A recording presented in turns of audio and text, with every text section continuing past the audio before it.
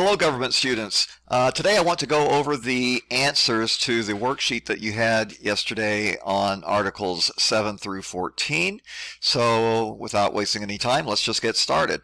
The first question, which article of the Constitution covers how counties, townships, and other government units shall be governed? That would be Article 7, which deals with local governments.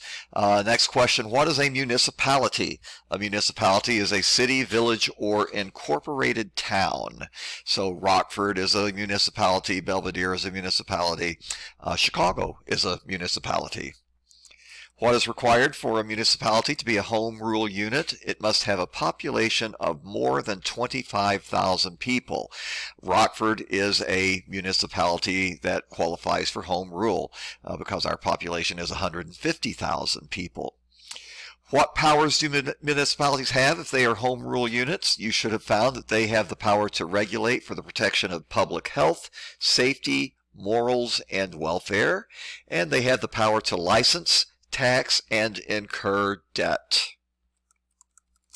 Can a home rule municipality elect not to be a home rule unit? And the answer to that question is yes. As discussed in our last video, Rockford chose by referendum not to be a home rule unit. The people of Rockford did not want to give our city government the power to institute more taxes or go into greater debt. Who is responsible for submitting a state budget each year? That would be the governor. What kind of taxes does the Illinois Constitution allow? That would be income tax, real property tax, which is property on land and the buildings on the land, personal property tax, which is basically property tax on a car, the license fee on a car, and boats, that sort of thing, and then sales tax as well. Next question. Education is provided free of charge through what level of public schools? And that would be through secondary school, and that would be in grade 12 through 12th grade. We have free education that begins at the preschool level and goes through 12th grade.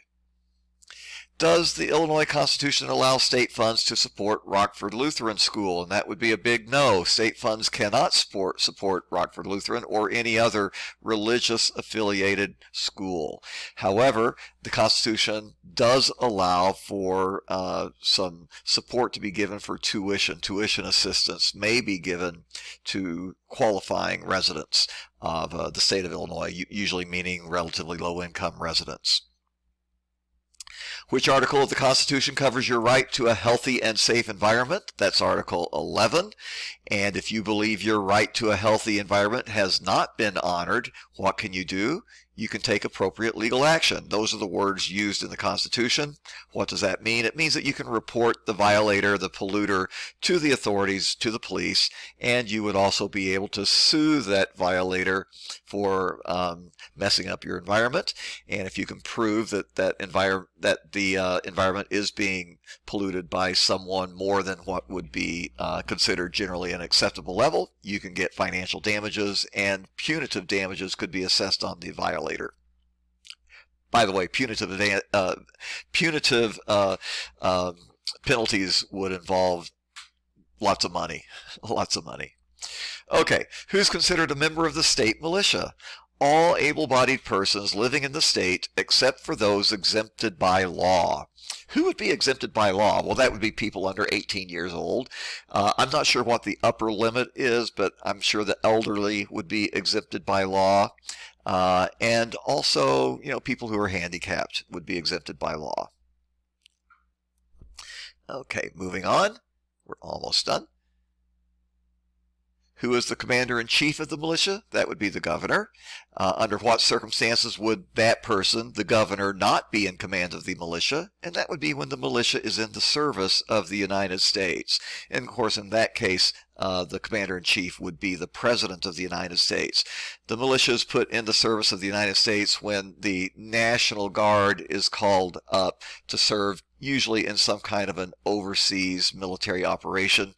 Oftentimes that's in more of a support role, not necessarily in a combat role, although the National Guard could be placed in a combat role, but usually it would be more in a support a support role, and the combat would be done by the actual Army or Marines or Air Force or Navy. If you were on militia duty and you stole a bag of potato chips, would you be subject to arrest for that crime? And that would be no. That would be a misdemeanor, and you would not be subject to arrest or prosecution for that crime if you're on active duty. Excuse me. And I mentioned this in our notes the other day. That doesn't mean you'd be off scot-free. If you were going around stealing, from people, that would get reported to your commanding officer in the National Guard, and you would almost certainly be punished rather severely. But you would not be punished from a legal standpoint for the actual crime of stealing, but you could be punished severely by the National Guard. In fact, you could be put in some kind of a prison type thing by the National Guard, or you could be discharged with a dishonorable discharge from the National Guard. Okay, last question, I believe, no, almost the last question. What would disqualify someone from holding an office created by the Illinois Constitution?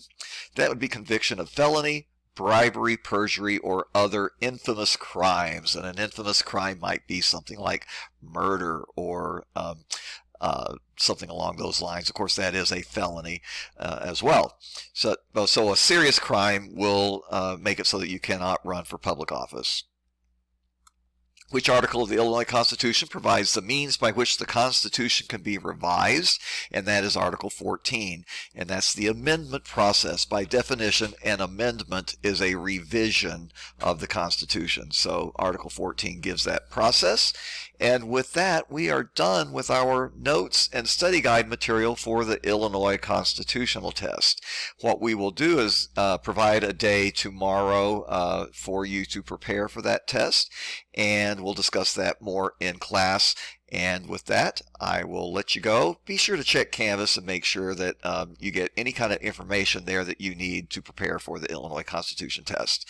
And I'm going to sign off. Have a great day.